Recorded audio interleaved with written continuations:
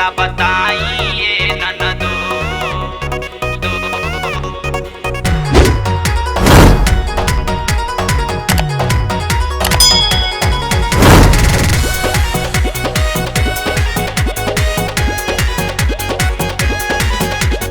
रगरी के पिसना हरदिया हाली हम लगाइए ननदो।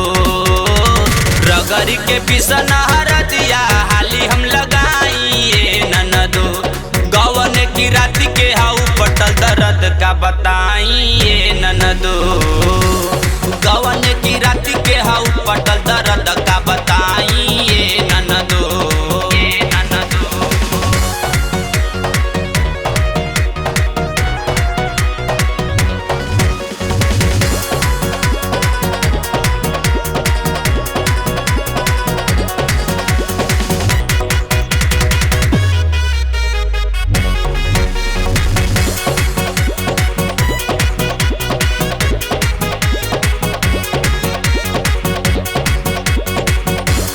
तोहरो भैया एक कदम रहले खखुआइले दादा आ करे दर्द कमरिया राते बड़ी बुझाइले दादा, बड़ी बुझाइले दादा। तोहरो भैया एक कदम रहले खखुआइले दादा आ करे दर्द कमरिया राते बड़ी बुझाइले दादा।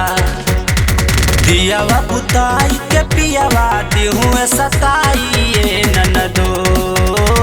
दियावा बुताई के पियावा देहुए सताइए ननदो।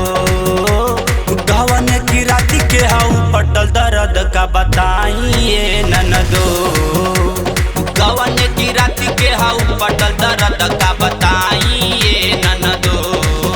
का बताइए ननदा, का बताइए ननदो।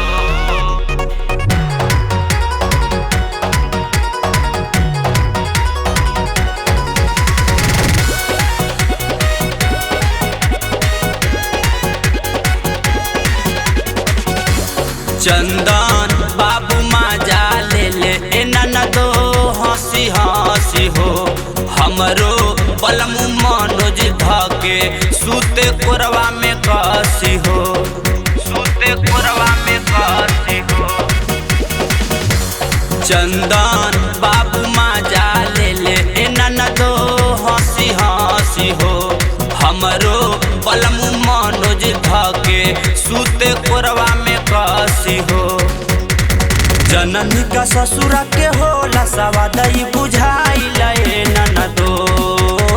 जननी का ससुरा के होला सवादई बुझाइले ननदो। गवन की रात के हाउ पटल दर्द का बताइए ननदो। गवन की रात के हाउ पटल दर्द का बताइए ननदो। रगरी के पिसना हरदिया हाली हम लगाइए ननदो। रगरी के पिसना हरदिया हाली हम लगाइए ननदो। गवन की रात के हाउ पटल दर्द का बताइए